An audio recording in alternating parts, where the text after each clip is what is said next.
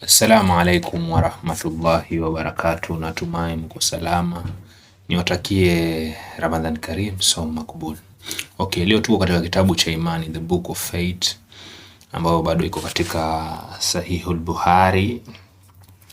Inasema kuwa imani ni kuamini mambo sita ya msingi katika dini yako ya Kiislamu. Jambo la kwanza ni kuamini Mwenyezi Mungu. Jambo la pili ni kuamini malaika wake. Jambo la tatu ni kuamini mitume wake.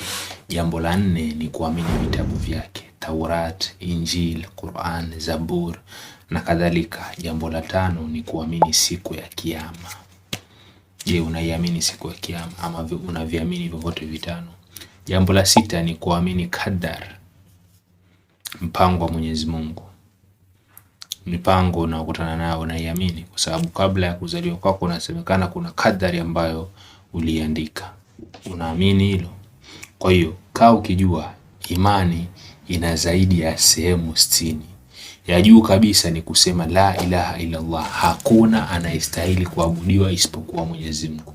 Na ya chini kabisa ni kuondoa kitu chenye madhara njiani. Umekutana na kinyesi, umekutana mtu ametema mate ama ametoa kamasi, unazifinika. Umekutana na jiwe, umekutana na miba njiani, hiyo pia ni mojawapo ya imani. Wa assalamu alaikum wa rahmatullahi wa barakatuh.